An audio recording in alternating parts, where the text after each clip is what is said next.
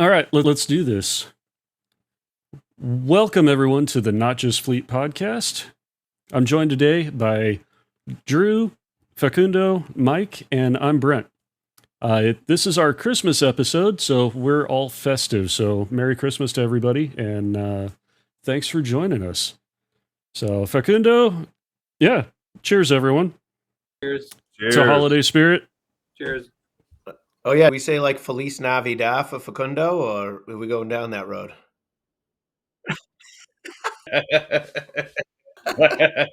Yes, you can say Feliz Navidad for me. Thank you. Salam alaikum, my brother. I love it. Yeah, to celebrate all of them. All right, Spread knowledge here.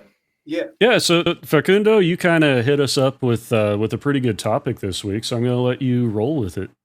So, I've been hearing. Well, I heard about the interview with what's the guy's name? The CEO of Ford. Jim Farley.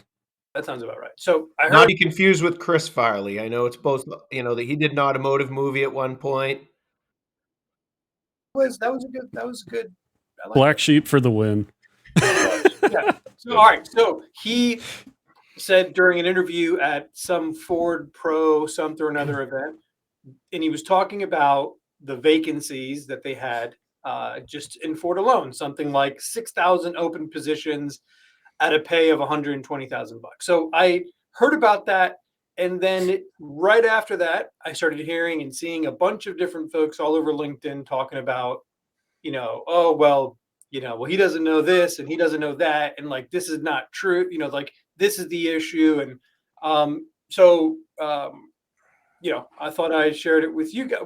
I would share it with you guys, and a good thing to listen to and talk about, given our backgrounds and some of us that had worked at dealerships and that, and kind of talk about it. So, well, I guess I kicked it off. So, 6,000 technician jobs available at Ford, paying $120,000. What the hell are we missing? What is he missing? What the hell's going on? So the interesting thing is that blew up like crazy and just drew a bunch of attention to the technician shortage. But, part of Facundo's homework assignment for us all was to make sure that we, went through the entire video. And there was a couple of different interviews by different media lines. And the most important thing when you drilled into it, he said 6,000 bays, right? So I think this is something for people to understand. When you do the technician to bay ratio, it's like one technician to 2 or 3 bays. So the number is a little skewed, but I don't want that to diminish the importance or how severe the technician shortage is. Mm-hmm. Yeah, I mean, I kind of want to jump on that too, with the fact that while I respect the Ford CEO for what he was saying and trying to bring attention to it, Ford Motor Company doesn't own dealerships. So none of these technicians that he was talking about, at least from my point of view, are Ford employees. They're dealer network employees. And while it's not impossible to make six figures as a dealer mechanic, you're working your ass off. You're doing 6 days a week. You're doing 10, 12 hours a day for the whole year. If there's work, that's the other thing. These guys are flat rates. So if there's not work, they're not getting paid. They're wasting time sitting there waiting and hoping that a job comes in. And so this guy's making false promises that he can't absorb. It's not real. I think that in a dealership world, and just from being in it for the time frame and knowing everybody in it, a lot of very active people in dealership who are good dealership technicians, it is hard to make that 6-figure dollar amount. You have to be somebody has a very good niche, or is just the most proficient technician that you've ever had. And like you said, you have to be working 10 hours a day, 6 days a week. I was doing dealership for a long time, and I tried to hit that, never really came close, but I was doing 6 days a week. I was there all night doing PDIs or warranty work, whatever I could fit in at night, and then come back in early the next morning. It's hard work. I do think, and I think the root of the argument for sake here is like, are we really missing that many technicians in the field? And if we are, what are we doing as fleet professionals to gain those technicians? I think we've all kind of talked about this on multiple ends. One of the things that I'm doing is going to technical colleges. Now, those people are already in a technical field, if you will, so they're already there. But what are you doing before that to get somebody in? We've talked recently to try to get people like doing job fairs out of high school, and being a tech one, so like an entry level technician, could be a good step into the PCSO for when they turn of age. They can go and they could be a deputy or different things like that. So that's something that we're venturing out to start doing soon, is going to high schools and just doing different career fairs and different things like that. Even at our local colleges, before kids go to college, they're letting us come in and do career fairs there. So those are different things that we're trying to do. I don't know if you guys are actually, I know Drew, big advocate right now. Hard to find a technician for Drew. And you've opened it up a little bit. Maybe you can go into that for a second of what you did. Yeah, I mean, I have been through one hiring process where we brought a guy in and it got all the way to a driving record. And then, he couldn't meet the standards that our insurance company puts on people's driving history. So that was tough, but I don't know. I think there's a whole bunch of stuff that goes into it. I think marketing the job and marketing your fleet or dealership is an interesting thing. I initially posted the job, and it is a word that I hold to professional people, and I call somebody an automotive technician, and I think that's respectful. Hey, Michael has been in the field for 20 years. He has all kinds of certifications. He performs diagnostic procedures by the manufacturer's recommended standards, and also understands when he needs to use experience and other tools to take diagnosis of issues further. That's a technician. So when I posted the job, I posted it for technician. Well, what I learned very quickly is technician also kind of jumps into a bunch of different professions: plant maintenance technician, HVAC technician, lab technician. So I was getting flooded with all kinds of resumes from people that weren't even in the automotive transportation field. So, and I am not ashamed to say this. And I think the people that aren't venturing into it aren't doing their due diligence with technology nowadays. I jumped on GPT and I literally wrote a prompt and said, why am I not attracting the right people? And, give me sources from the internet. And it said, hey, the most common phrase or term that attracts automotive transportation repair professionals is mechanic. So I rewrote both of my job postings, and mechanic is right in the job description. So that was tough. But I want to go back to something 2 seconds ago that Michael said very briefly. The job fairs and stuff like that, I think, are very important. But I think we need to figure out how to attract the young individuals. Going to a job fair and having pictures of your fleet, or, a picture of your shop, and saying, hey, I have all this experience and this is, the great lifestyle it's provided.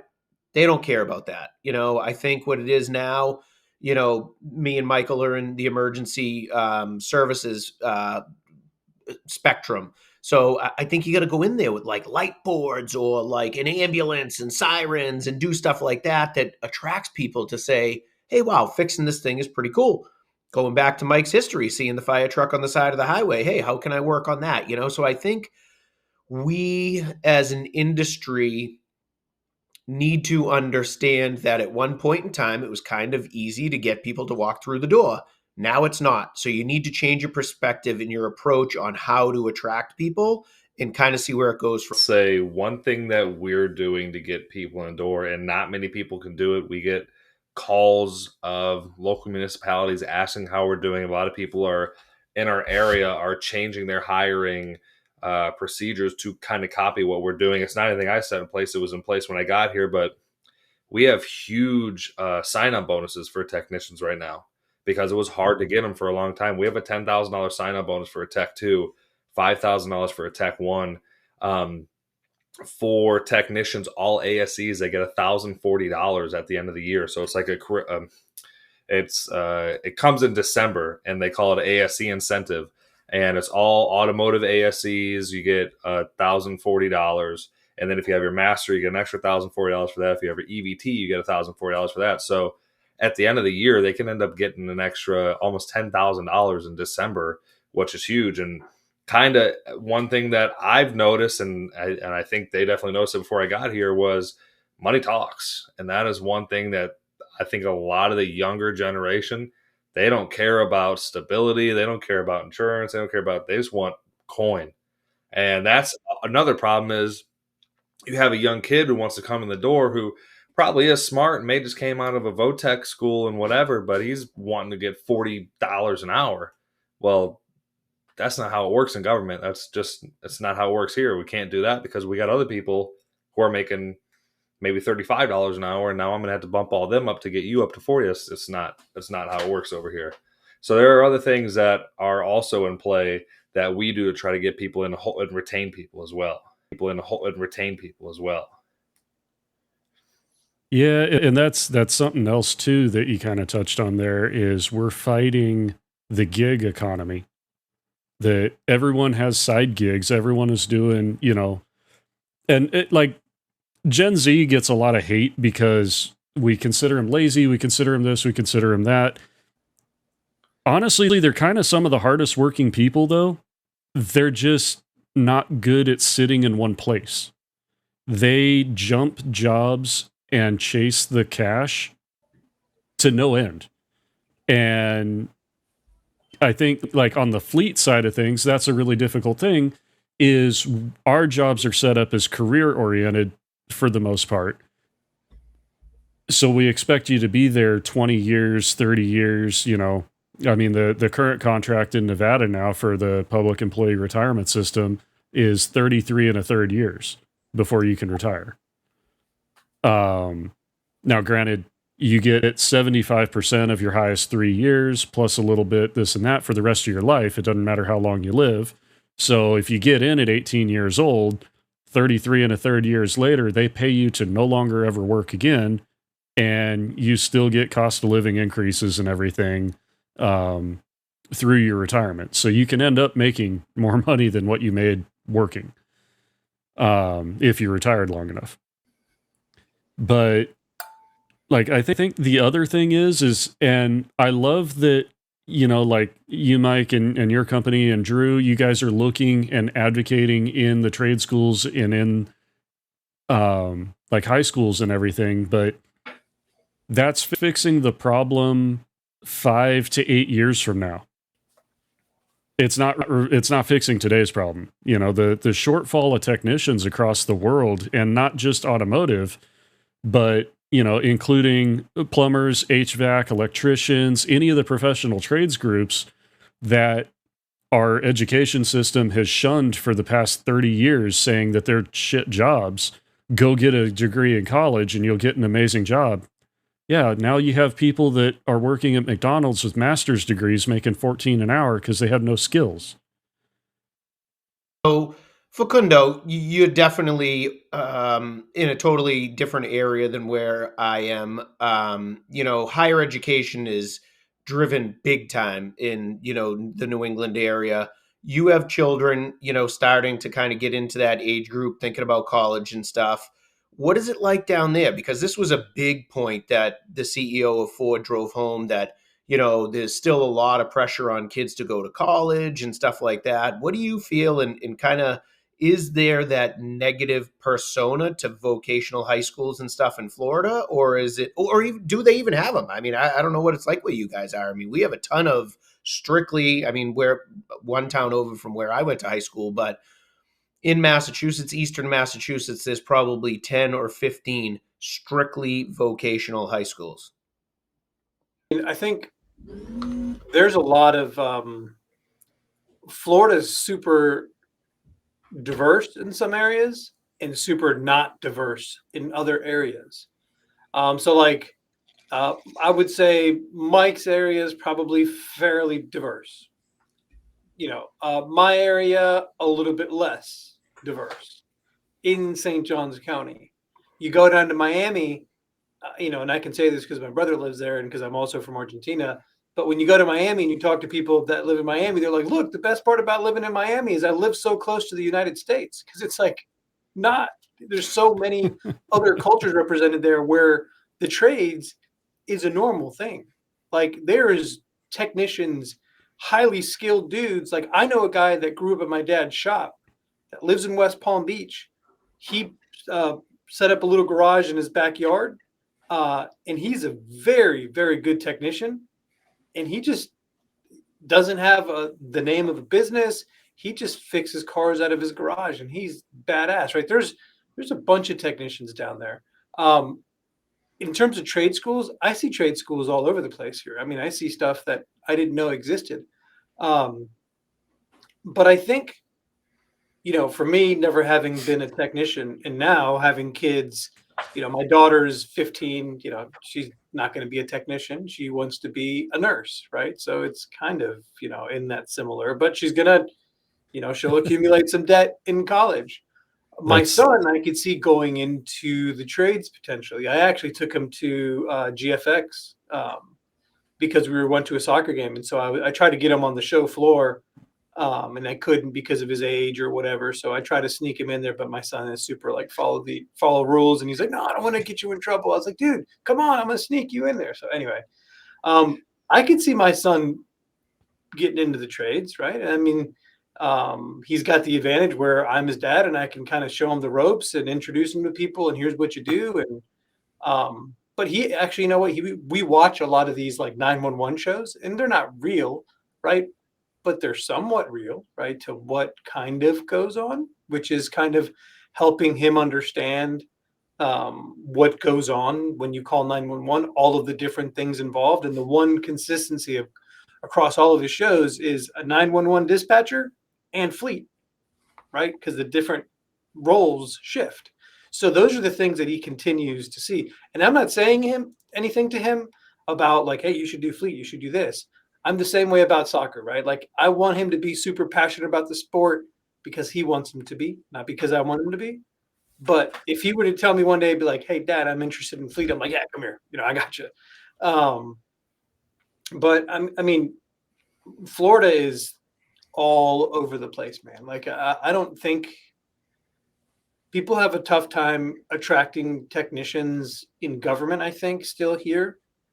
But it's for different reasons. I would agree with Mike. It's probably more pay than anything else. But I think there's also, I'll go out and say it because I was a government fleet manager. I can say it. Some folks in government fleet management are too comfortable. They're too comfortable with this is the way it is. This is the way it's always been. I'm not going to stick my neck out there and, cause a bunch of ruckus to try to get pay up because my pay is fine and my retirement's going to be good. So I'll cruise for the next 5 years, but it's screwing, the people in the shop, the recruitment for sure. I love that so much because I grew up in a government household and like my dad worked for City of Henderson for his entire career. And so I had, because I worked there for years also, but I had a lot of history and a lot of knowledge that guys that were way further in their career never knew because my dad started there in the early 80s.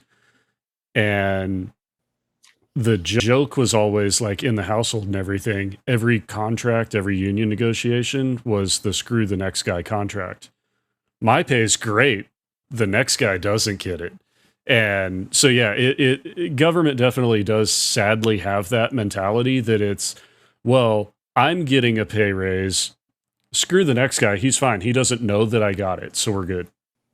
I'm not going to, but I can name people that I'm familiar with that have either said that to me directly or that I know through people that work for them that are the same way.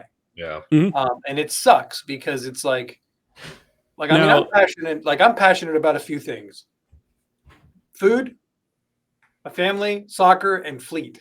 I'll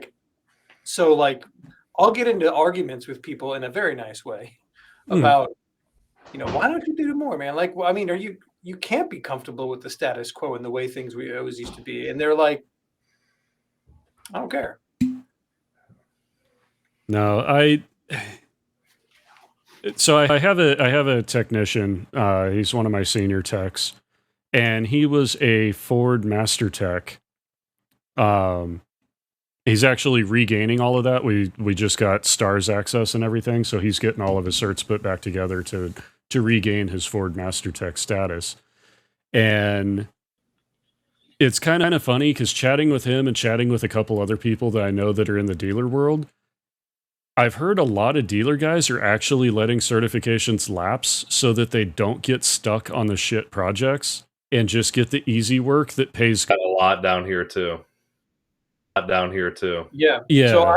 So I was, kind of when we were talking about this subject, I also looked around. I think you guys were also going to look around to see what you thought folks were saying. And I found a couple things today, and you hit on exactly that. I'm going to read it because I actually copied some of these. I'll read it to you guys. So one of them said, dealerships lack the roster with hourly quick lane techs who handle all of the customer pay gravy work, while the master and senior technicians are left waiting through the shops or through web warranty repairs under time guidelines that don't reflect the reality, just trying to scratch out a living.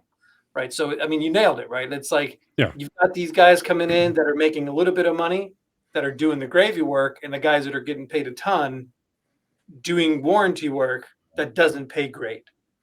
And I was like, wow. And that sadly reflects a lot in fleet. And Mike, I know you have multiple technicians and everything. There's a different level. Like, your technicians aren't all the same. They might be all like your Tech 2 status. There's a Tech 2 guy that you're like, oh, this guy, he's phenomenal. And there's a Tech 2 that you're like, yeah, he shows up. I've got to sharpen some skills.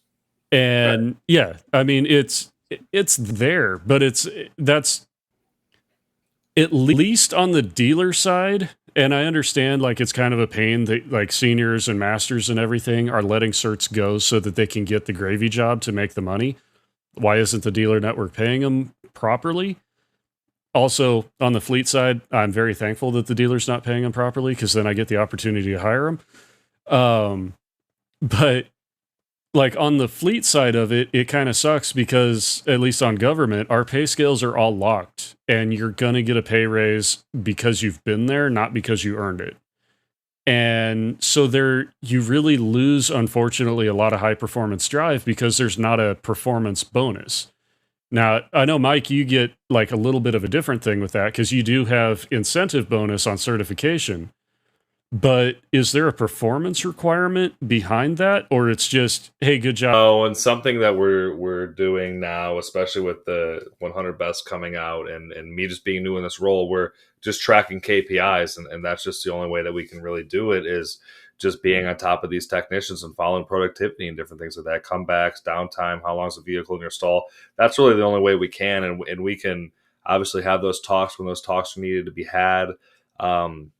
That's really the only way. There is no performance base, and you really can't in government. And it sucks, but it doesn't suck, because I think I do have to say, and there are strong and weak techs. Everybody has their strengths, everybody has their weaknesses, and I'm not just blowing smoke at this. I do think I have a solid group of guys, which is good, and they all deserve good pay, and we do pay very good. I know in my county, I want to say we're probably the highest, which is great, and that's why I honestly don't have a problem getting technicians versus the county, who's like not even 2 blocks right up the road. They have to have signs out front with like wacky inflatable tube men and stuff, and like they can't find people. It's wild. And they've had openings since I've been here, so they've had openings for a very long time, and I just don't have that problem because the pay is good, and I do believe we have a hell of a culture now. Because of me now. I think we have a hell of a culture now, and things are really turning around. It's like becoming a great place to work. So the incentives, all that stuff on top of it. But I think Facundo, you hit it a little bit there, is nobody really knows about government fleet. Like, if even me in a dealership, I never knew like these things got worked on in a government. I didn't know it was a thing. And I think if I was younger, like thinking back, would I have gone for the money then? I don't know, because obviously, like, when you're younger and you're in a dealership, you're trying to meet a certain quota.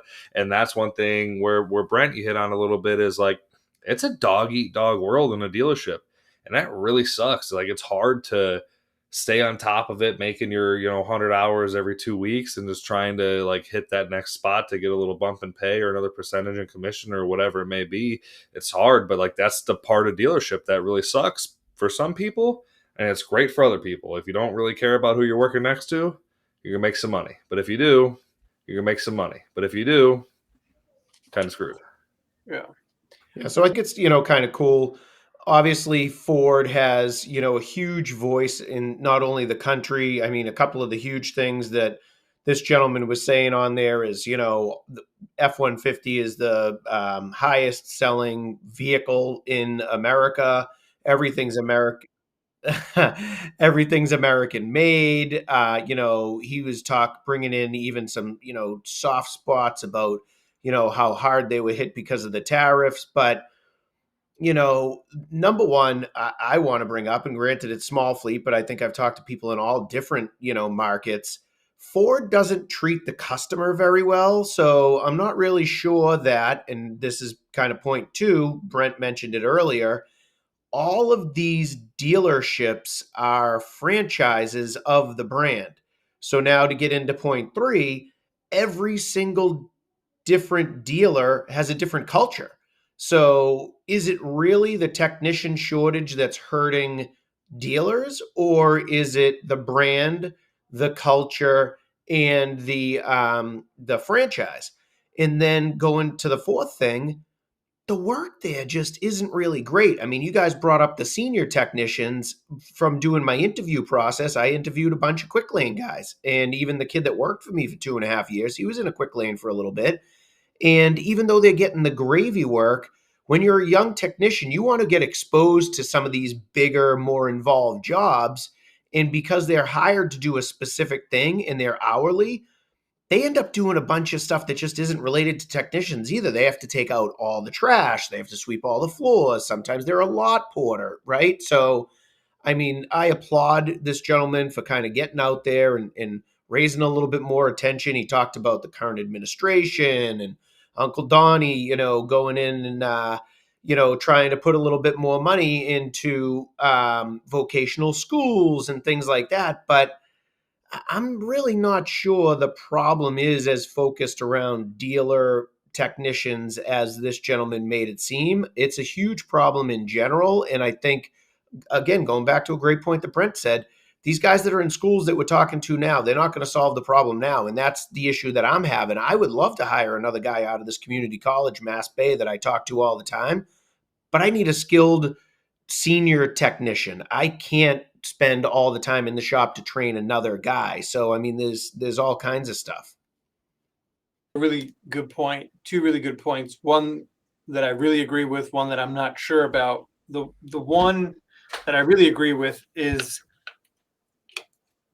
Ford as a brand, right? So like, I think you guys have probably heard me talking about your brand, like, your fleet isn't just the service advisor that the customer sees. It's the technician that barks at them and tells them to get the hell out of the shop, because that's what the technician might do. And it leaves a bad taste in the customer's mouth. And then all of a sudden they think fleet is terrible because somebody said something to them. And that one person now represents the entire fleet. So all that to say, right, you're right. Like Ford has a whole bunch of different variables that potentially impact it.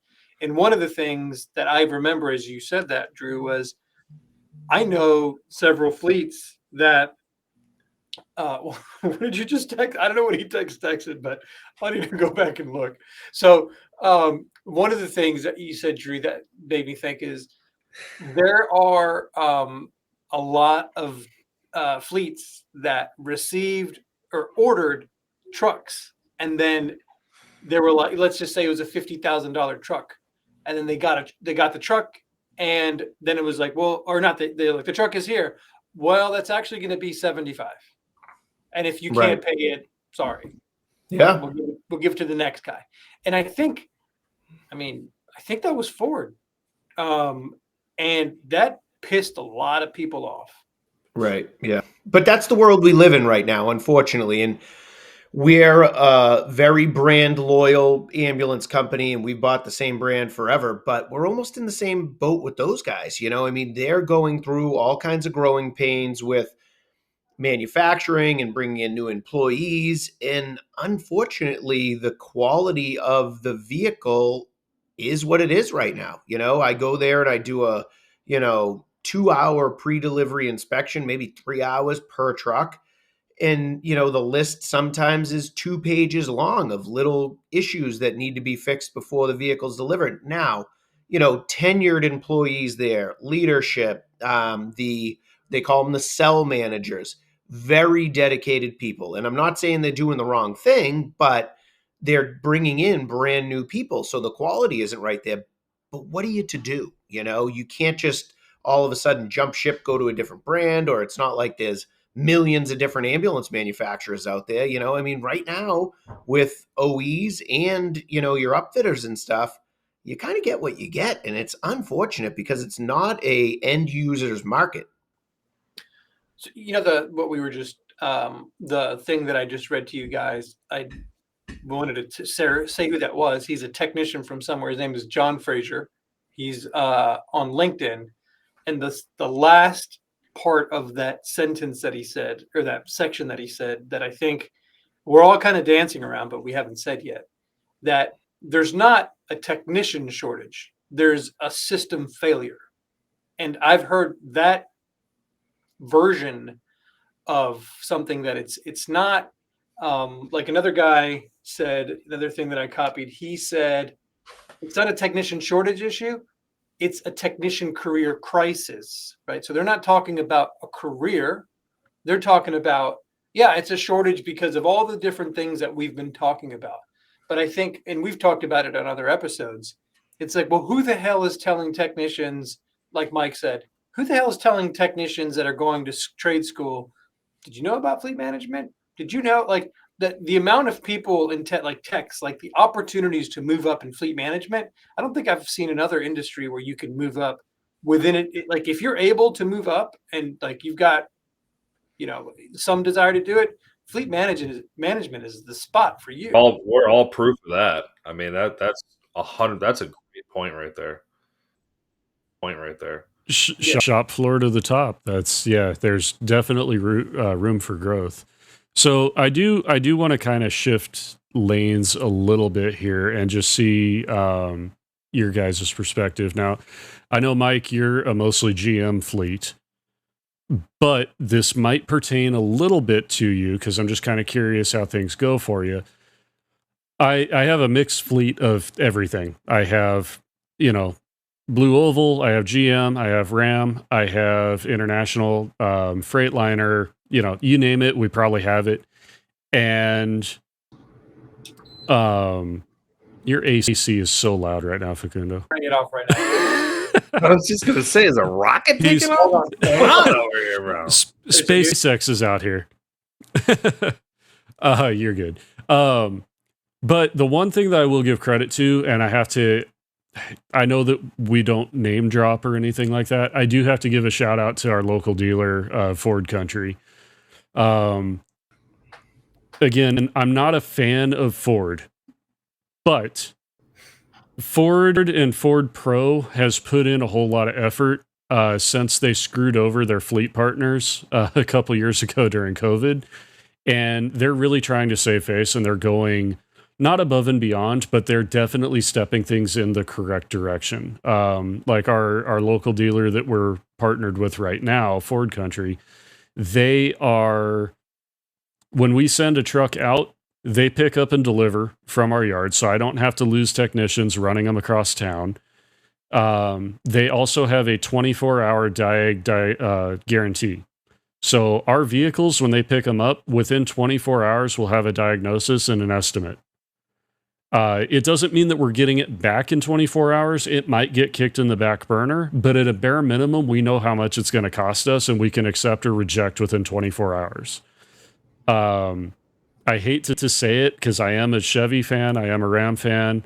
No one else is doing that, so good job, Ford. Everyone else step it up because seriously, that's an amazing business. To go off of that, I've had Ford Pro and Chevy, whatever the GM version of that is, they've been evolved. Yes, correct.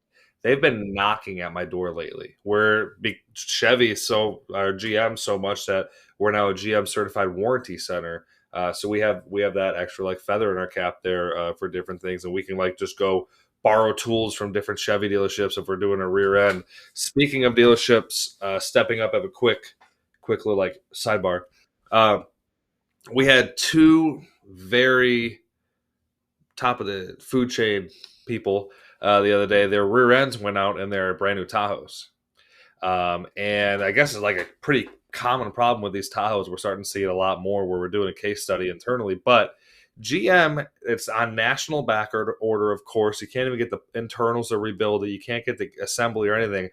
GM, I called them it was a Friday at 2:00.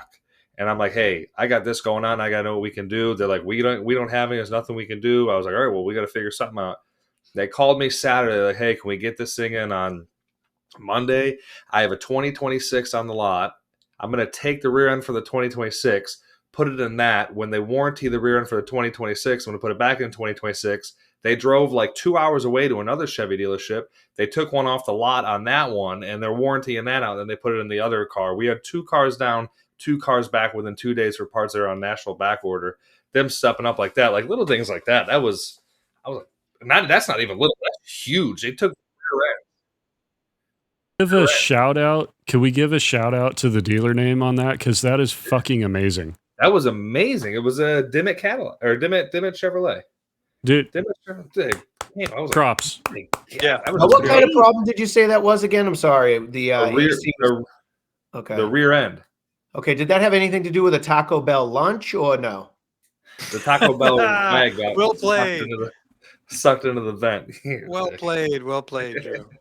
All right. So one thing that I want to touch on briefly, we talk about attracting technicians into the field. And I think the more you talk to people in the industry, and we touched on it here, and it may not be the same across all sectors, right? So just to kind of, refresh everybody's memory, Michael and Brenton are in a public and municipal fleet. I'm in a private fleet. And when we posted these jobs, money was no object. There's no union involved, no step raises or anything like that. We need to get a good person in here. And it was like, yeah, I mean, whatever it takes. But there's still people that shy away from it and maybe transition. Technicians, automotive transportation technicians are very hands-on, and I feel like can make lateral moves into other industries, HVAC, plumbing, electrical, very seamlessly. They move because the work is too labor intensive, is what I've heard from multiple people. How do we change that? We were just talking, how do we attract people? How do we do different things?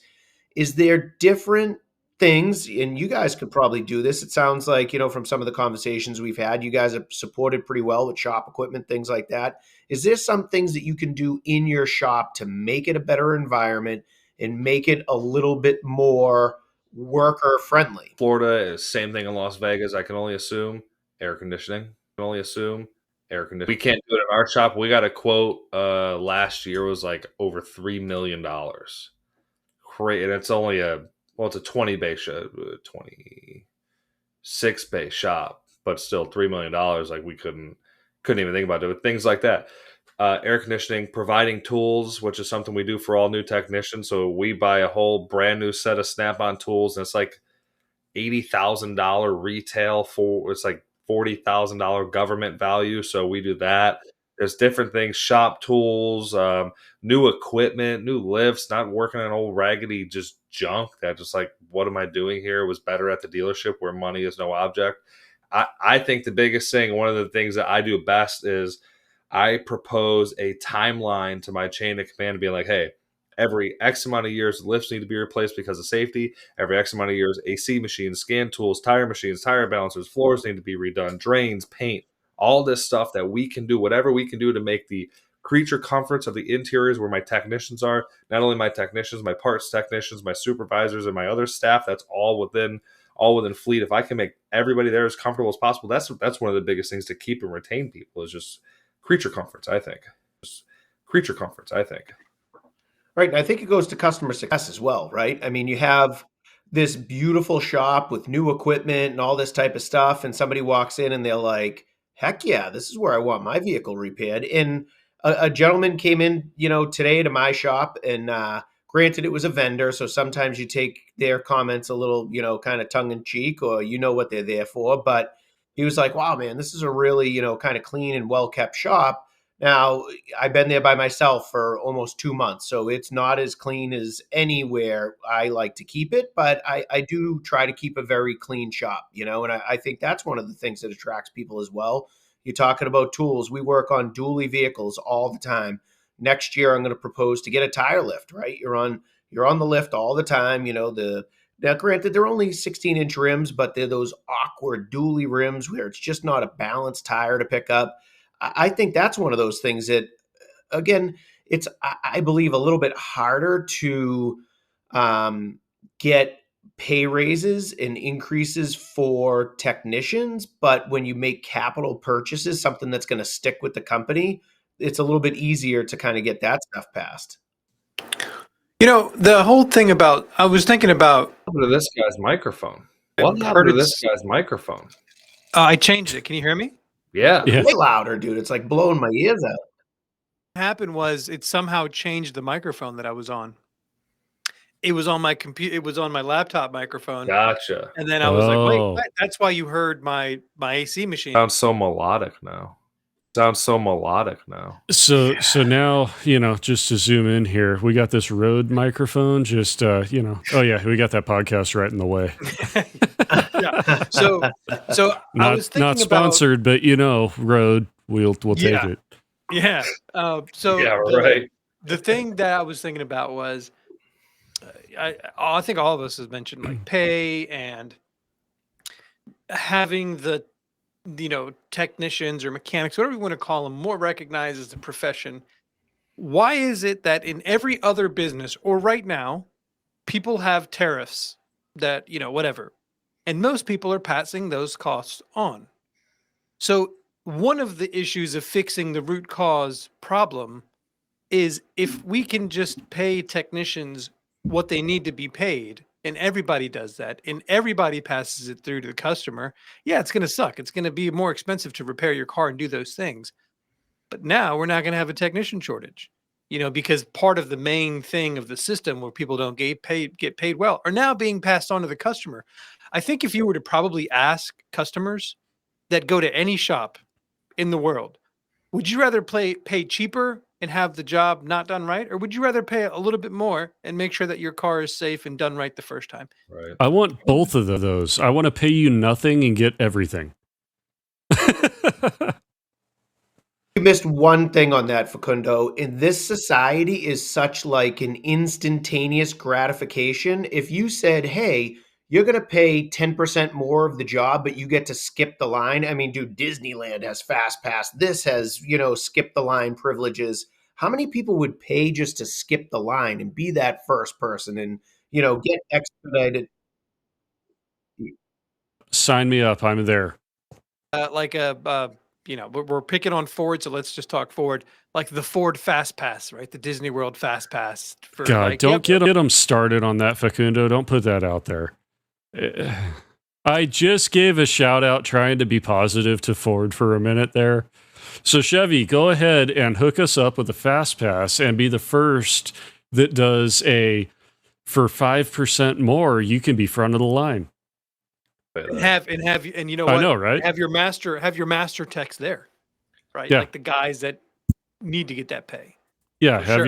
have your seniors and your master techs bump up their pay. So on the pay scale side of things, so this is something that's kind of interesting. I'm sure all of us have gone through hiring sprees, and it's been kind of continuous with Vegas. We're hiring pretty much nonstop since I've been here. The technicians are out there and available and everything, but I've had multiple people turn down positions and job offers because they're making more than our starting cash take home, but my total package is worth more. Care about money in the hand, baby. Care about money in the hand, baby. So I guess that's the thing, and this goes back to our screw the next guy conversation. Would it make sense at this point? Like where I'm at in my career, I've only got a few years left before I'm eligible for retirement. So I don't want to be, in the conversation of losing out on my retirement benefit. But is this kind of the thing that are we shifting to the point in fleet that we need to start paying the cash up front and start ditching the retirement benefit and leave it up to the individual to figure out the retirement as open industry does? Because there's cheaper to the municipality or whatever, right? Yeah. Well, like we'll throw a number out here. Say at the top out after 10 years with where I'm at, you make about $40 an hour. But in the dealer or working for the mines or working for, heavy equipment contractor or something, you're making 55 or 60 an hour, which is legitimate numbers that I'm being told. Well, if we ditch the retirement off of there, I mean, granted, I don't have the authority to actually offer this, but if we ditch the retirement and we ditch some of the benefits off of here, we could afford that and actually be money ahead and save money for our agency. Like, just throwing this out there as fleet people, is this the time that we need to start looking at, instead of looking at total package and down the road benefit, do we need to actually start looking at the gig economy, which is cash right now, because I'm guaranteed today, but tomorrow's a gamble? Side of the box idea. That's kind of a smart idea. I don't think it ever fly, but like that's a smart idea. That's a smart idea. No, Similarly, like I'm terrified of applying that, but don't get me wrong. It's one of those like, okay, not screw the next guy, but hey, if cash in your pocket is the only important thing and you're not looking for long-term retirement goal, do we need to start offering an option that, hey, you can get this pay rate, but you don't get retirement, or you do this pay rate and you get retirement? Like there's a lot of people coming into the industry. Like I've met a few here recently that have retired from the military. They're like, I don't need healthcare. I've got healthcare, right? Like, and Yeah. like you said, like I don't need a retirement. I've got a retirement. Like you show me the money, right? I think that's a great idea. And then like, what if they had an option, right? Like, okay, it's like when I have the little, I don't know if you guys have those acorn things. Yeah. So I started some for my kids, right? And then it's like, I have like the most aggressive one, right? So you can select like, which plan do you want? Do you want the money now or do you want the money? Do a healthcare stipend, not a stipend, not a stipend, Allowance? no. Or Contribution. Don't accept the healthcare. They'll give you like, let's just call it $60 back on every check, versus if you accept the healthcare and they would take out, 80 or whatever it would be, so they actually give you money back if you don't choose the healthcare. So this is kind of on that avenue, because we do have a lot of ex-military who are already getting healthcare elsewhere. They're like, well, I don't need healthcare, but I also want more money in my check. So there's, they're giving you like 60, or I don't remember what the exact number is. I'm just throwing numbers out there, but something like that. I mean, that's something that's happening currently here. That's something that's happening currently here. Now, you guys both run union shops, right? Do you think the union would? Oh, you're not union, Michael. Okay. so jealous. Do you think the union would go for it, right? Because if you think about it, in the long run, if somebody picked money now, it would be way better for the municipality, right? You just said they get that pay for the rest of their life, no matter how long they live. The second somebody retires or terminates with regular, let's talk like pay avenue versus retirement avenue. If you're on the pay avenue and you retire, you're over and done with. I mean, that's gold for a municipality. And I think that's what's putting a lot of these pension programs like in financial trouble, is they're just paying so many people. People are living longer nowadays. I mean, it's crazy. No, and I'm one of the problem. Don't get me wrong. I will be fortunate to retire at 44 years old and get paid the rest of my life to not work. I plan on continuing to work after that. Don't get me wrong. Like, fleet is awesome, so I'm gonna be contributing to the fleet industry organization, whatever you want to call it, for probably the rest of my working years. But I'm going to end up getting paid 75% of my highest 3 years average salary for the rest of my life, plus cost of living increases and, blah, blah, blah. So, like, I think that, not that I want it as an option necessarily, but also at the same time, it would be awesome to find out our unions don't have the authority to actually override that. That's actually a state regulation, state law type thing that we would have to get passed, but it's still something that might be worth the conversation. And I know other states, I believe California already gives the option that you have an alternate pay scale, whether you accept the California retirement system or not. But it's one of those that sadly, that's probably where the conversation is coming. And that's going to be the only way that we're going to be able to make up the pay scale, because people don't see the total package and understand the total package. Like I said early on in the show, I was raised in government. I was raised by people that worked, my dad was Henderson Fire Department. My mom worked for Clark County School District. Both of them were under public employee retirement. And right as I was, eligible to get into working, both of my parents were at the point of retirement. And I was like, man, I always joke, I've always looked for the form of how do I get paid for the rest of my life to not work? Well, you put in your 30 years in a public retirement system, or as it happens to be now, 33 and a third, but you put in your time and they pay you for the rest of your life. You do your 20 years or 25 with the military or whatever it is, or 20, 25 with the police department. You get paid the rest of your life to not work anymore. Who the hell wouldn't sign up for that? But there's a ton of people that the cash today is more important than the cash in 20 years.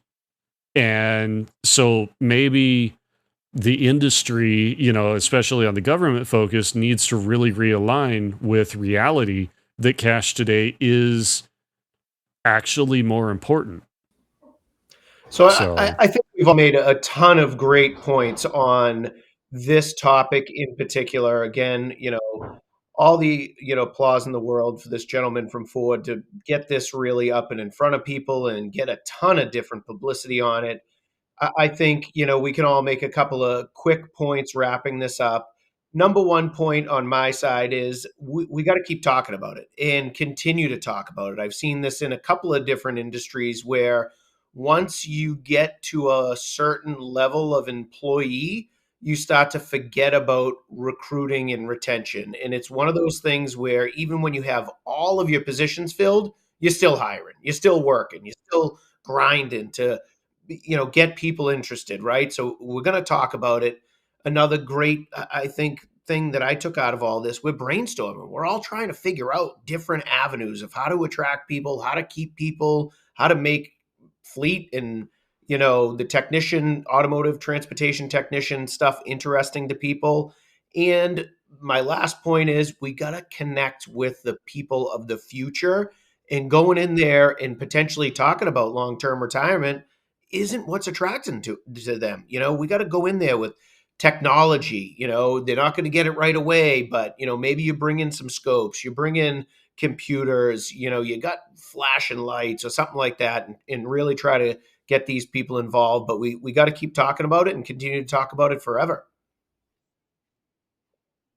I just want to throw out, I was at a Jeep dealer just the other day, and speaking of like technology stuff that's kind of cool, just to go completely kind of sideways off topic, the dealership actually had those robots to deliver the parts to the technicians.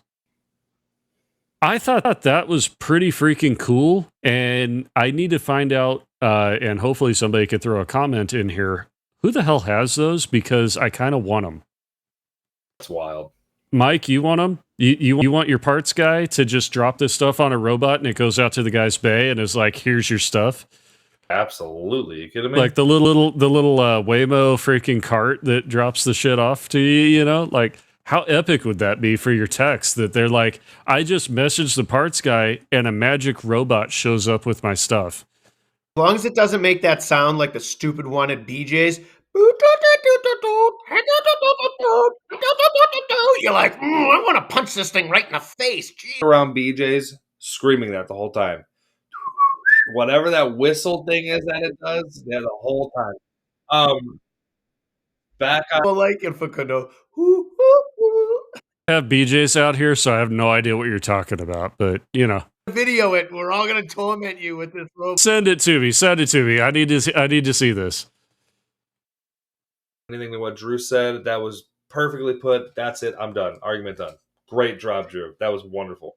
Great job, Drew. That was wonderful. Yeah, the only thing I'll add is something that I've been talking about, and actually was kind of the underlying reason we switched to talking about, or kind of the what we were talking about in this podcast, which is the lack of professionalism in the technician profession, not within, but the recognition that it's not, and it is a profession that should be recognized for what it is, right? They invest a lot of money in everything that they have, in their tools, and in some cases their education and their certificates. And there's no reason that it shouldn't be recognized as a legitimate profession to go into. And along with the professionalism comes the education on the front end for folks to be able to educate them to say, look, you can start off as a technician, but you can end up as a shop supervisor or a fleet manager or a whatever you want to be, right? But if we start doing that, then more people come into the industry and we have less technician shortage and there's more bodies running around the industry. That's awesome, guys. Hey, we all have these silly shirts on for a reason. This being the holiday season. We got to show them off, boys. Our listeners celebrate this time of year. I celebrate it by eating a ton of food and hanging out with family. So happy holidays to everybody. Thanks for listening. Yeah. Yes. We'll see you. I guess at this point it'll be see you next year, right? Next year. Yeah. Merry Christmas. Happy holidays. Merry Chrysler. Yeah. Happy Sithmas, as my shirt says. Yeah, no. Thank you all for hopefully enjoying, but joining us on the Not Just Fleet podcast. Obviously this was a little bit of an opinionated episode, but I hope you enjoyed it. If you did, make sure you comment down below, like, subscribe, do all the things. Share this with any of your friends that are in the industry. Like we always joke, we're good for a little bit of bad advice, but we're generally here for the good of the industry. And so thank you all for showing up. I like that. Bye. Bye. Bye. You got up on that microphone.